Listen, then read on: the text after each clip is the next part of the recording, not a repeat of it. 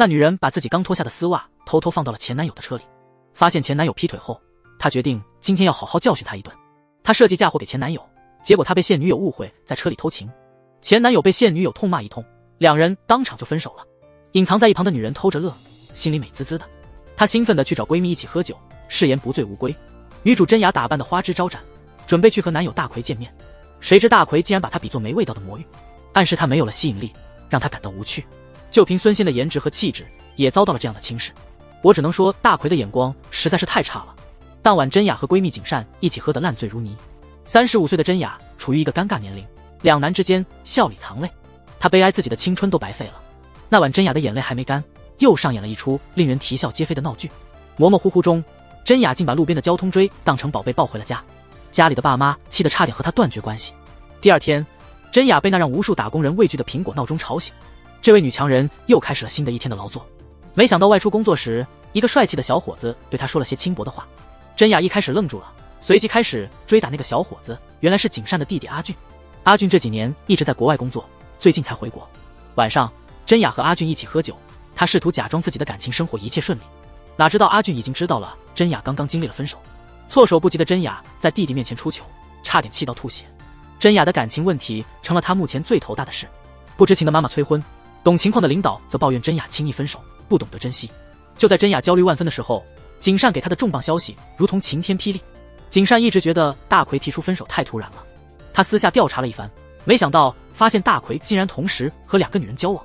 真雅气得要爆炸，于是就出现了视频开头的那一幕。他利用大奎和他女友的约会时机，悄悄地把口红和自己的丝袜藏进了大奎的车里。接下来可有好戏看了。大奎现任女友外表柔弱，实则心狠手辣。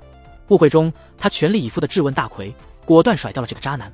真雅心满意足地跟景善去喝酒庆祝。喝多了后，真雅感到越来越难过，意识也模糊了。景善见状，急忙找来阿俊作为真雅的护花使者。真雅熟睡时，阿俊才敢流露出对她的特别好感。被甩的大奎想要复合，幸亏阿俊和真雅在同一栋大楼工作，恰好目睹了这一幕。阿俊假装是真雅的男友，帮她摆脱了尴尬局面。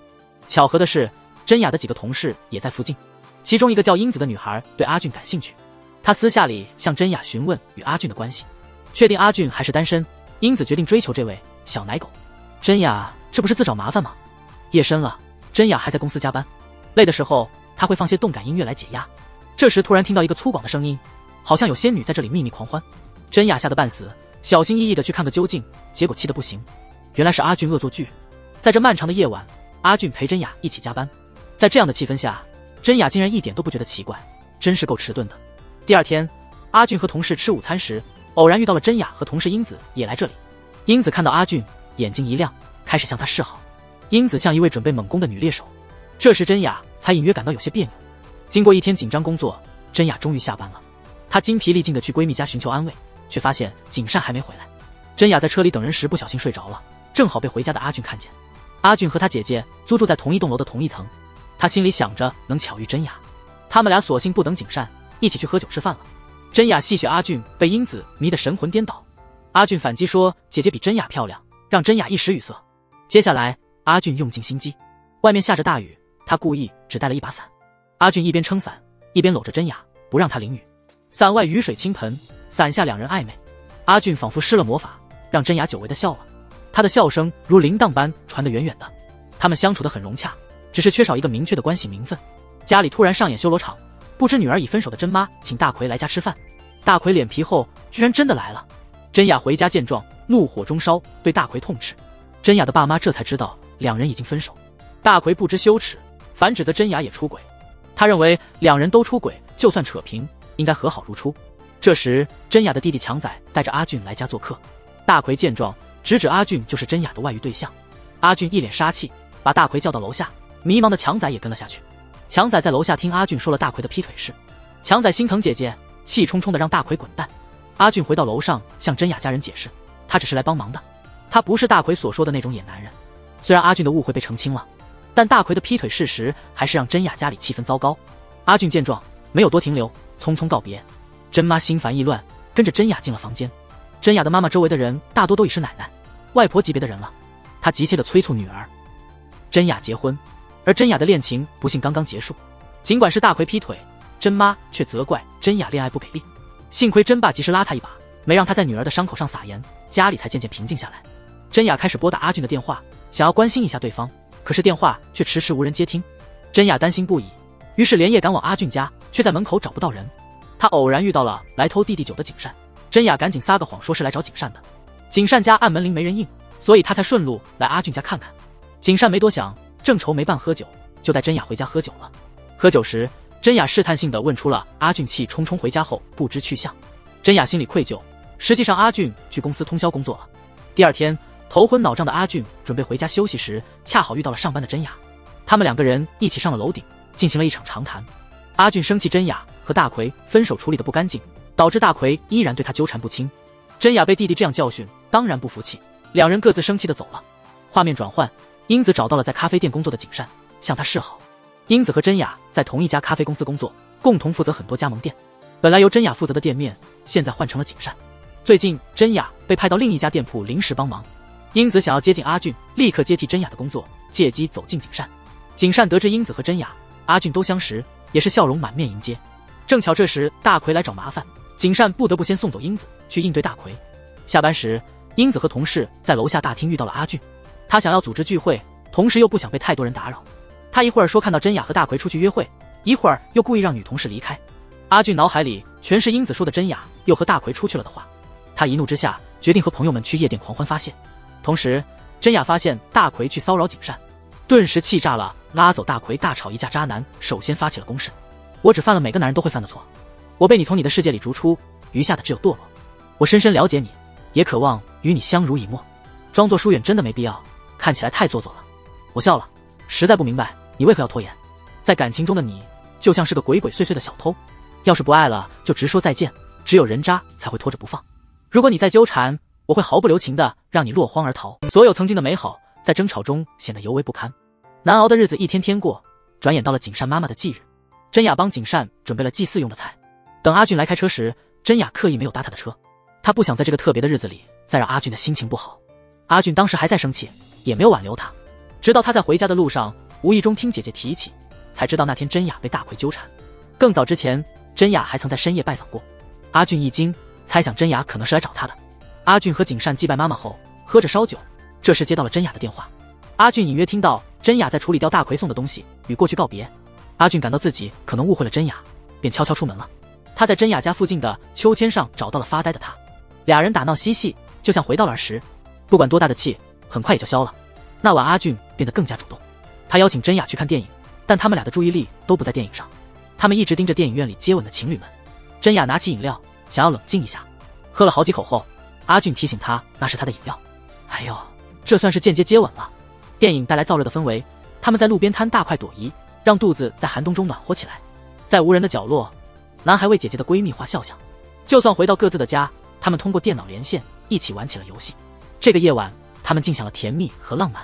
深夜，真雅看着阿俊画的卡通画，傻笑不止。阿俊则认真地依照偷拍的真雅照片绘制他的肖像。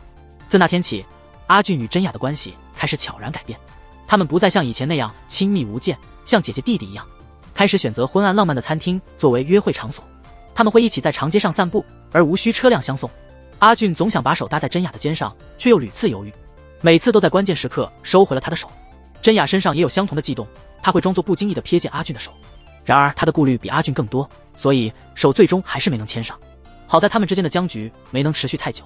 有一天，双方的同事偶然相遇，大家都是单身，都很珍视这次机会，于是约了一次聚会。聚会上，同事们戏称阿俊为情圣，撩妹成功率高达100%。阿俊急忙纠正，说自己的成功率只有99%。大家顿时起哄，认为阿俊心有所属。情况已至此，真雅怎会不明白他就是阿俊心中的那个人？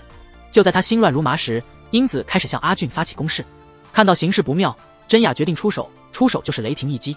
他在桌下拉住了阿俊的手，吓得阿俊直打嗝。在压抑的兴奋中，他们的关系终于明朗化了。从那以后，他们变得无法自拔。阿俊在深夜带真雅去公司看他工作，两人在公司里打闹嬉戏，直到很晚才回家。一到家，他们洗漱整理后又开始视频聊天。这对热恋中的男女似乎总是黏在一起，分不开。他们好像有着用不完的话题，直聊到手机没电或睡着为止。就在一切向好的转折点，大奎这个渣男确实终不肯离去。有一天晚上，景善和阿俊去接真雅一起出去玩，结果发现店里一片混乱。原来是大奎刚才又来找麻烦了。因为地下情的关系，阿俊不便明着帮真雅对付大奎，但阿俊有自己的方式在女友身边。深夜里，他通过电话帮真雅安然入睡，直到真雅从惊吓中安心睡去。第二天，真雅因工作需要出差，得知真雅要和老孔一起出差，阿俊内心担忧，他决定暗地里保护真雅，不让老孔知道。可真雅根本没让阿俊插手，老孔硬要真雅陪客户喝酒。事情忙完后，真雅不再忍气吞声，当场反击老孔。暗中观察的阿俊为真雅的勇气暗自欢呼。出差期间的夜晚变成了他们俩的甜蜜时光，畅饮小酒，畅谈笑语，真雅感受着前所未有的快乐。海边醒酒时，两人的暧昧氛围恰到好处，阿俊忍不住送出了一个激情的长吻。他们拥抱热吻，在凉爽的天气中感到身体的温热。深夜回到租住的民宿，阿俊去准备宵夜。真雅心中忐忑，既期待又害怕今夜会有什么越界的事情发生。阿俊准备好食物找真雅时，只见他已经熟睡。阿俊守住个人原则，没趁机做什么，美事就此推迟。眨眼到了休息日，景善出差去培训2天，阿俊当然不会放过这难得的机会。他约真雅到家里，开始了他们的放纵寻欢。真雅起初还觉得内疚，感觉自己把多年的闺蜜弟弟给占为己有了。直到阿俊展示了他那精湛的亲吻技巧，真雅脑中只剩下一个想法，那就是闺蜜的事暂且不管。日间不想人，夜里不想鬼。真雅刚想到闺蜜，对方就来了视频电话。真雅急忙跑下楼，在附近随便找了个地方接起了视频通话。原来是景善到了海滨，想把美丽的风景通过视频分给真雅。可惜的是，此刻的真雅没心情欣赏海景。阿俊的魅力不是更吸引人？夜晚，让人心跳加速的时刻渐渐临近，他们一边品红酒，一边看电影，周围没有任何打扰。这样的周末简直美妙至极。阿俊眼中闪着火热的光芒，提出想要拥抱真雅。真雅感到有些害羞，她清楚阿俊背后那股炽热的意图。他们的拥抱远不只是简单的抱抱而已。这一夜，他们打破了界限，正式迈进了姐弟恋的行列。他们有多疯狂呢？真雅没有正当理由晚上不回家，但又极想和阿俊在一起。于是她先是回家向父母随便找了个借口，等到父母睡后，她又悄悄溜出来，回到阿俊身边。美好的爱情让真雅和阿俊都处在最佳状态，他们乐此不疲的亲吻，仿佛这世上再无比这更幸福的事。真雅半夜悄悄回家的路上，阿俊都不愿错过任何一刻。直到真雅进电梯，阿俊这才依依不舍地离开。地下情的刺激是好处，担心和恐惧是坏处，而且很多事情都没法站出来说话。像是景善想给真雅介绍男朋友时，阿俊心里虽然很不爽，却也只能忍着。真雅经常是陪完景善，接着又得单独陪阿俊。他们一起走过长隧道，在路边摊痛快地大吃一顿，好像遇到了喜欢的人，连吃东西的胃口都变好了。正当这时，一个小插曲让阿俊心情大受影响。有一天上班时，阿俊听同事们说起，有人给真雅送去了一个写着他名字的巨大花篮。听到这消息，阿俊的心情顿时变得很糟。另一边，真雅正在咖啡店里应对日常工作，一个来访的同事带来了关于巨大花篮的消息。真雅感觉不对劲，立马赶回办公室，结果发现花篮不翼而飞。真雅心里的不安感越来越重，她急忙查看监控，结果看到是阿俊把花篮拿走了。晚上，阿俊叫上真雅的弟弟强仔，没想到大奎居然在花篮里放了真雅的私密照，两兄弟气得不行。强仔带头，他们直奔大奎的家。大奎开门，阿俊二话不说就把他摔到了地上。进屋后，在大奎的电脑里又找到了很多照片。阿俊一怒之下拆了大奎的电脑。阿俊把大奎的手机摔到地上，恶狠狠地威胁他：你要是敢报警，我就把你对真雅做的那些事都说出去。办完这些，两兄弟带着得意离开了。真雅联系不上阿俊，急忙跑去他家，碰巧酒鬼景善又去弟弟家偷酒，真雅只得赶紧躲起来。这时阿俊看到了真雅未接的电话和信息，他赶紧回家把翻箱倒柜的姐姐送走。他到处找真雅，最后发现她躲在衣柜里哭泣。询问之下才知道真雅因为腿麻动弹不得。阿俊心疼极了，决定不让真雅担心和生气。他刻意不提晚上和大奎的冲突，今晚他们只谈快乐，不提烦心事，结果玩到半夜。真雅担心夜不归宿被发现，匆匆回家。一回到房间，就看到真爸等候多时。真雅吓得一句话也说不出来，直接跪了下来。真爸严肃地问他：你隐瞒的事会让我失望吗？真雅没直接回答，只是勇敢地承诺过段时间会主动说清楚。这时真妈起床做饭，听到了动静。真妈过来一看，就看到女儿跪在父亲面前的奇怪场面。真爸顿时变脸，大吼真雅宁愿下跪也不愿意陪他去运动。借助真爸的演技，他们暂时蒙混过关，骗过了真妈。幸好真雅的爸爸颇有见识，没有逼着真雅追问，而是选择了信任他。可怜的真雅和阿俊每天偷偷摸摸的恋情让他们提心吊胆。阿俊和景善晚上到真雅家里吃饭，阿俊趁着没人注意，忍不住对真雅动手动脚。两人既紧张又害怕，心里还隐隐感到一丝兴奋。可事实证明，秘密总是藏不住。一次，真雅和阿俊外出喝酒约会时，他们聊起了交往以来的种种，沉醉在这温馨的气氛中，情不自禁地开始亲吻起来。不巧被真雅的同事卷卷在同一家餐厅撞见了，目睹了他们的热吻。卷卷性格大方，主动承诺帮真雅保守这个秘密。平日里高傲的万人迷英子，卷卷觉得看他在真雅面前失态挺有趣。第二天，卷卷和英子等电梯时碰到了阿俊，卷卷各种暗示阿俊，还说要请他吃饭。英子见阿俊答应了，惊得目瞪口呆。他误以为卷卷偷偷把阿俊抢走了，不明白自己怎么会输。当英子找真雅来报告卷卷的坏行为时，真雅差点笑出内伤。他猜到卷卷可能是在调侃阿俊，意识到阿俊很受欢迎。真雅准备和阿俊的朋友们出去玩，开始积极健身和护肤，担心自己会被阿俊朋友的女伴嘲笑。结果完全是真雅多虑了。现在的年轻人都很开放，大家根本不会在乎年龄稍大的姐弟恋，他们追的泰剧里的 CP 年龄差距更大，没有人会真心觉得真雅是老牛吃嫩草。另一边，真妈在拜访景善时提起她感觉到真雅最近有些异样，还说邻居提起出差那天看到真雅被一个年轻男人接走。景善笑着解释说，那个年轻男人就是阿俊。原来阿俊的购物小票被景善无意中捡到了。阿俊机智地说是去郊外写生寻找灵感，偶遇也要出差的真雅，顺便给真雅捎了一程。暂时的谎言蒙混过关了景善和真妈，但随着越来越多不寻常的事发生，真雅和阿俊的秘密恋情渐渐难以遮掩。有一晚，强仔找到真雅询问大奎是否还来纠缠他，犹豫了一会儿，他拿出了大奎以前放在花篮里的照片。真雅一看就气坏了，得知阿俊为了自己和大奎打了架，羞愤交加的真雅深夜上门找前任算账，最后事情闹到了派出所。没办法，只能请强仔帮忙，请求弟弟来派出所帮忙。强仔一贯信任阿俊，立刻叫上他一起去派出所。阿俊到了派出所，情绪激动，直接向大奎出手。大奎刚被真雅责骂一番，差点又挨了一顿打。这整晚阿俊都没能平静下来。在警方和强仔的劝说下，他勉强没有动手打大奎，但看着孤立无援的真雅，他的心疼溢于言表。不在乎强仔在场，直接紧紧拥抱了真雅。他们的恋情终于在强仔面前曝光了。强仔对兄弟和姐姐的隐瞒感到很不满。众人各自散去，强仔一言不发地带着真雅回家。到了家楼下，真雅突然跑掉了。他担心阿俊会太过忧虑，决定去看看他。心有灵犀的阿俊也正好出现。他们坐在车里，紧紧握住对方的手，没有说一句话，就深感彼此可以共同面对世界。第二天，真雅去营业厅补办手机卡，顺便换了昨晚摔坏的手机。结果被告知手机卡是用大奎的身份注册的，需要他亲自来处理。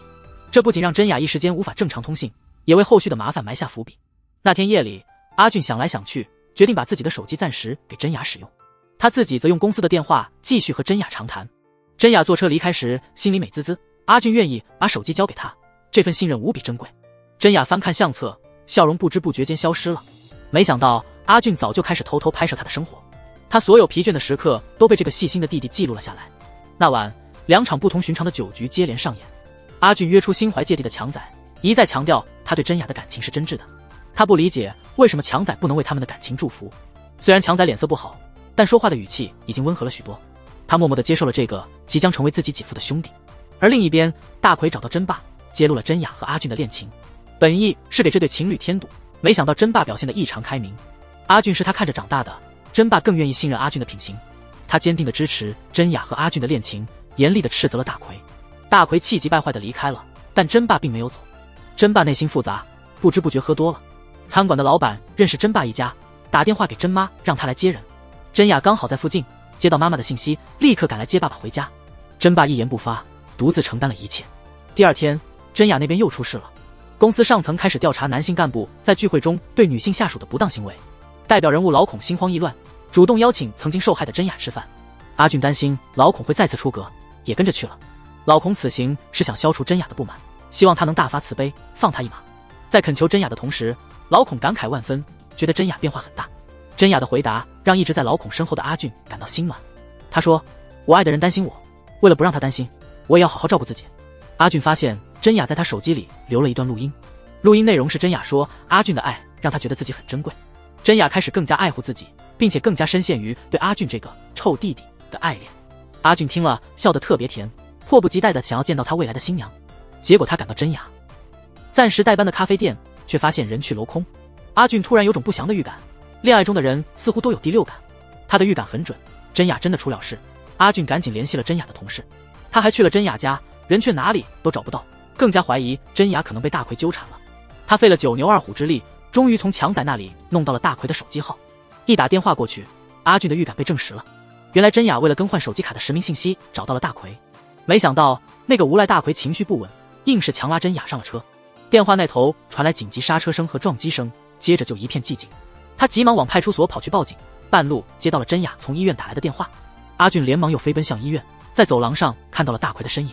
如果不是警察拦住，再加上他太担心真雅，他今天真想亲手教训这个混蛋。见到真雅的时候，他正在换衣服，被突然出现的阿俊吓了一跳。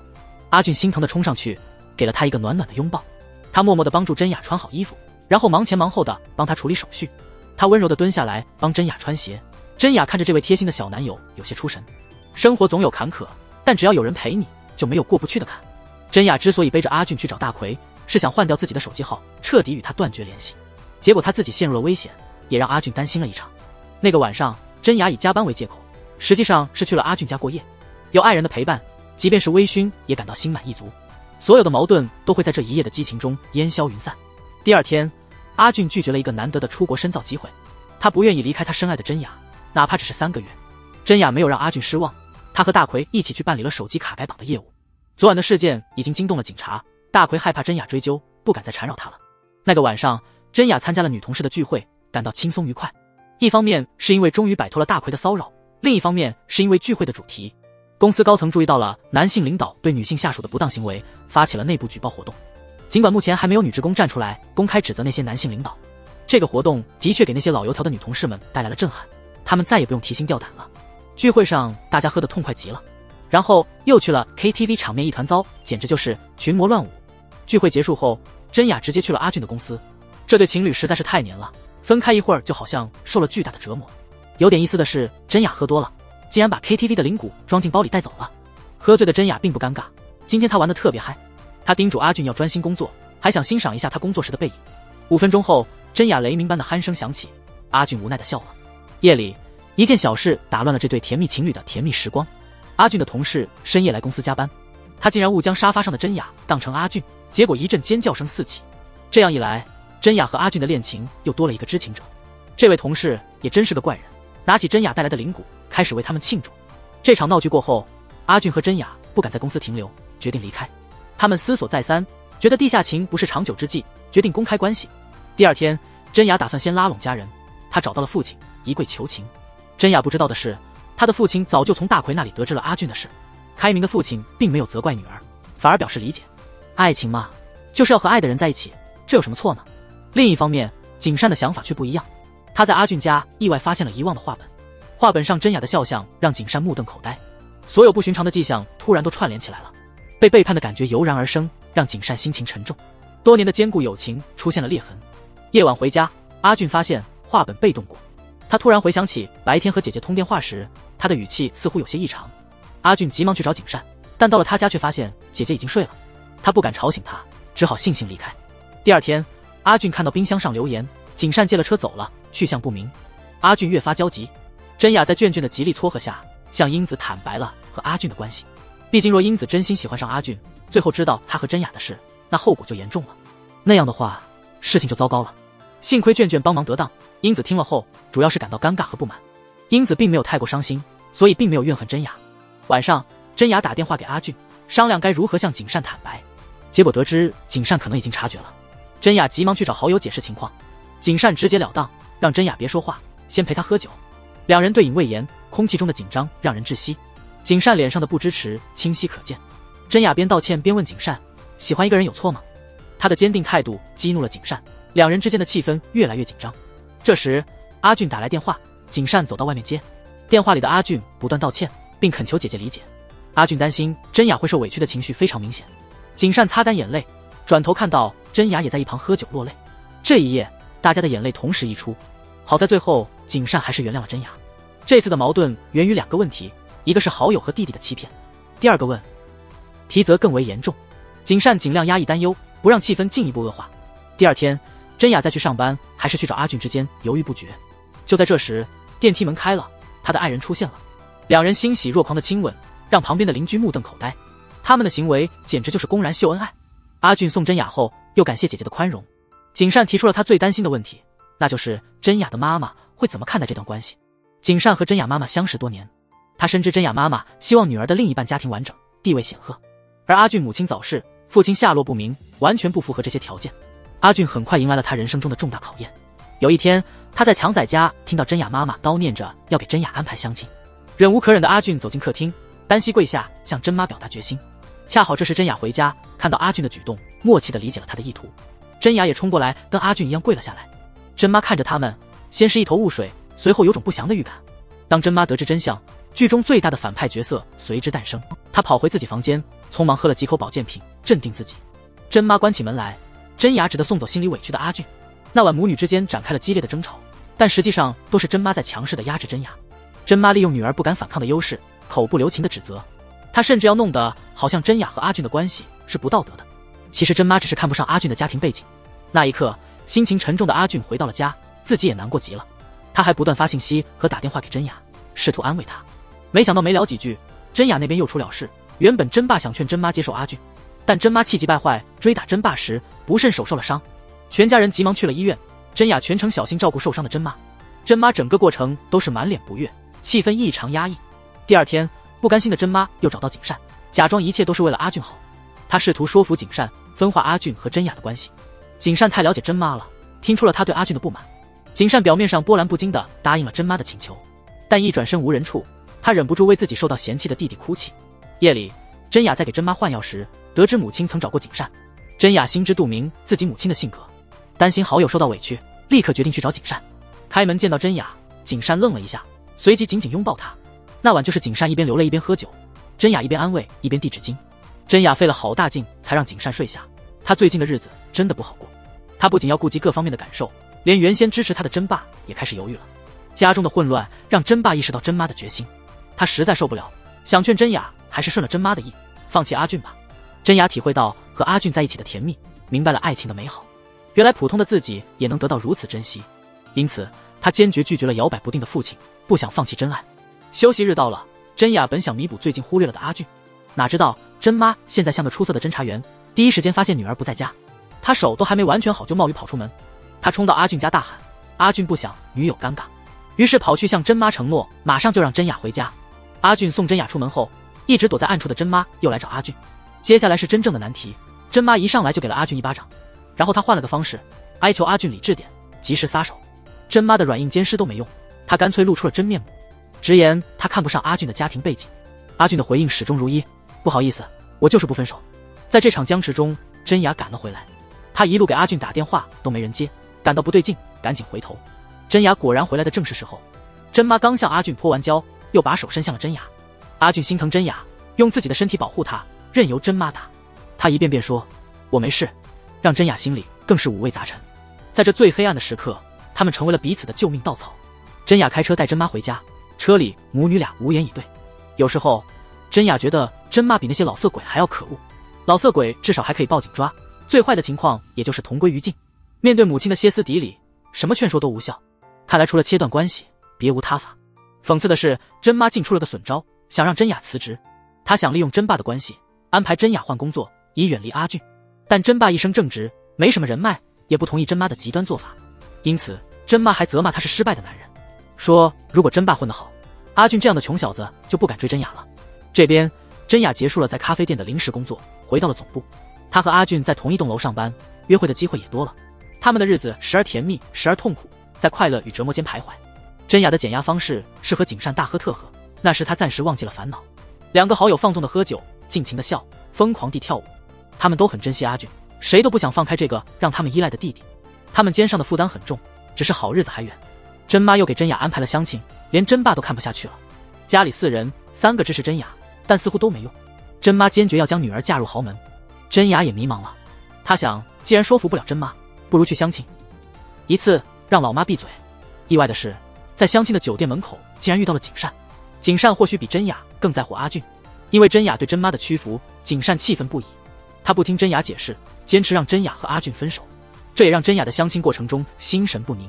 这时，一个老人向真雅打招呼，这老者正是景善和阿俊的亲生父亲老坏。真雅的相亲以及景善和老坏的见面，气氛都很糟糕。景善和那个不负责任的老坏大吵了一架。老坏当年只顾自己再婚，抛下了孩子们，最近，景善因为阿俊的事情压力山大，曾试图联系老坏寻求解脱，可惜这个人沉浸在新家庭的幸福里，从没时间搭理景善。最近老坏终于有了空闲，他出于减轻罪恶感，回头找景善，看看是否能提供什么帮助。景善对这个无耻的老家伙感到气愤。阿俊从小没了父母关怀，早早就学会了照顾别人，这让阿俊失去了无忧无虑的童年和青春。真雅听着也感动落泪，阿俊为他付出了太多，相亲的人整个过程都懵了。结果是景善愤怒离去，真雅的相亲对象也找机会溜了，只剩下老坏和真雅。老坏开始询问阿俊的近况，因为被景善骂，老坏觉得没有脸去见儿女了。真雅感觉到老坏似乎打算离开不再回头，他犹豫了一下，还是给了老坏自己的名片，告诉他有事可以随时联系，了解儿女的情况。景善因真雅去相亲而心痛哭泣，严令弟弟阿俊不得再和真雅交往。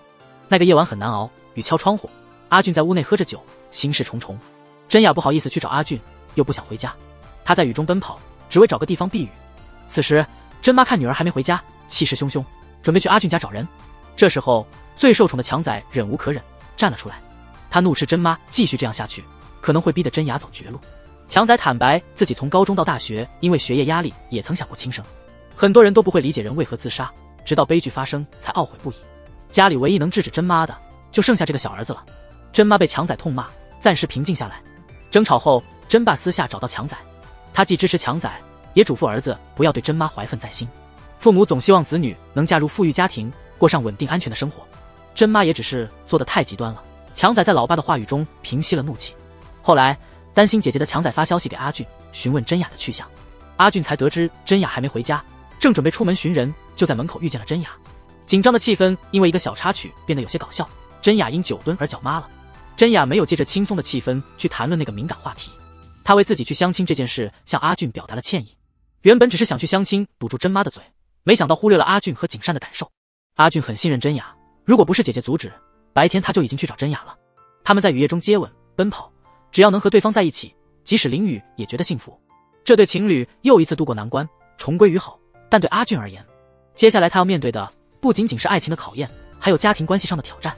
老坏通过景善想要和阿俊见面，阿俊对真雅很好说话，但对这个不尽职的父亲直接拒绝了。没想到老坏又来找真雅，真雅本想避免让阿俊不高兴，打算偷偷出去见老坏，却不巧被阿俊撞见。真雅陷入两难，他们之间最严重的一次挑战就此到来。阿俊跑到天台淋雨，浑身湿透，但愤怒依旧没有减少。老坏这个善于观察的人已经看出真雅和阿俊之间的关系出了问题。真雅没有再隐瞒，把最近发生的事情都告诉了老坏。回家的时候，老坏心情很糟，想到儿子被女方家瞧不上他，特别难受。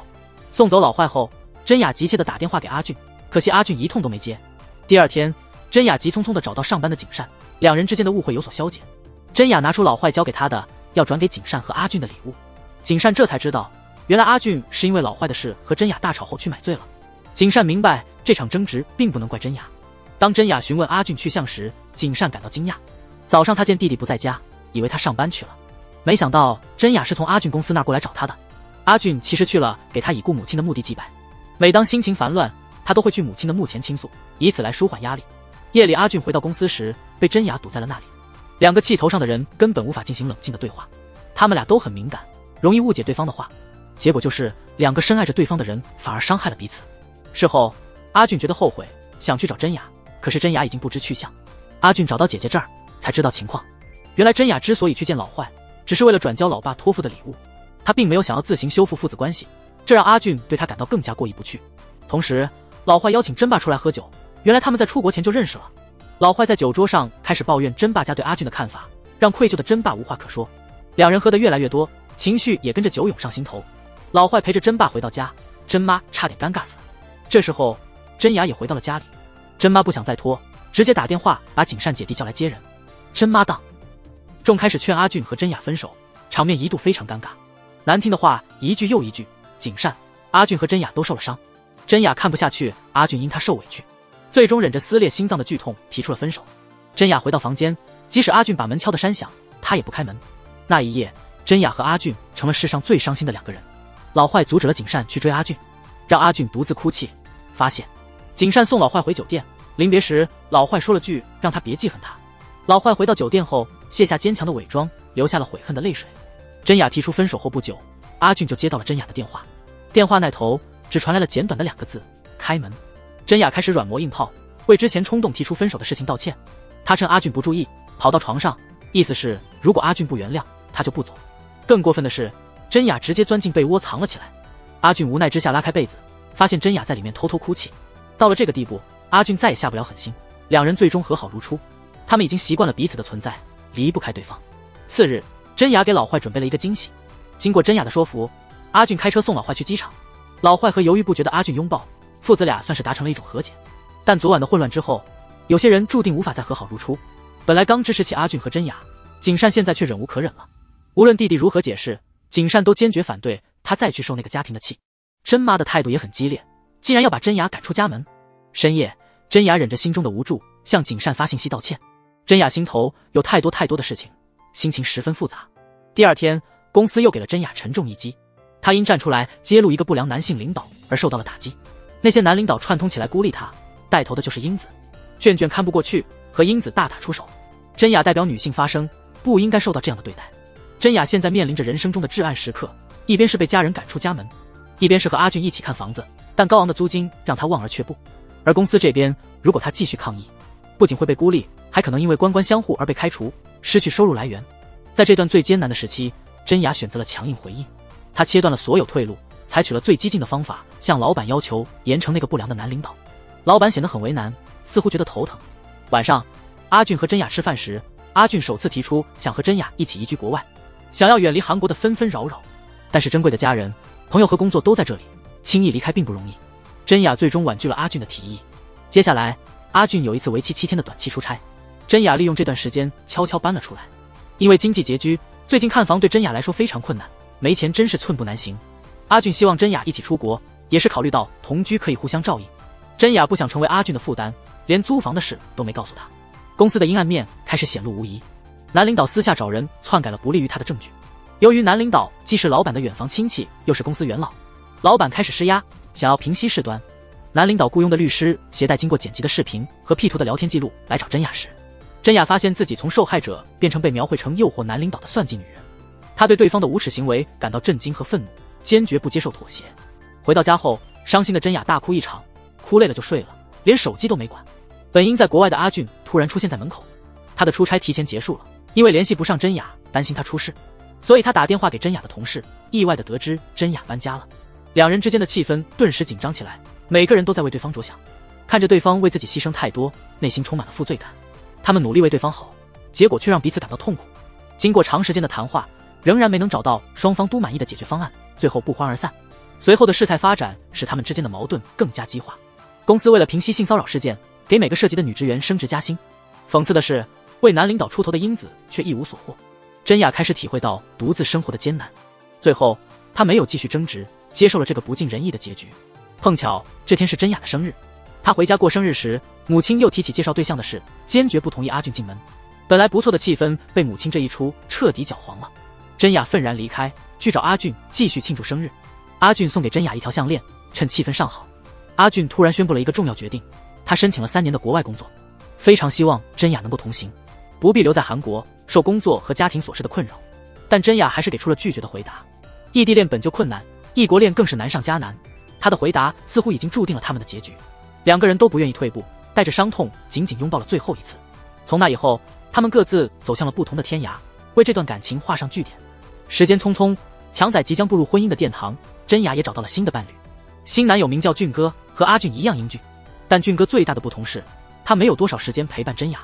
俊哥出身好，事业成功，符合真妈的期望。在强仔的婚礼之日，俊哥却因为工作紧急出差。匆忙的俊哥怎么也想不到，他错过的那个人是来找真雅的旧爱。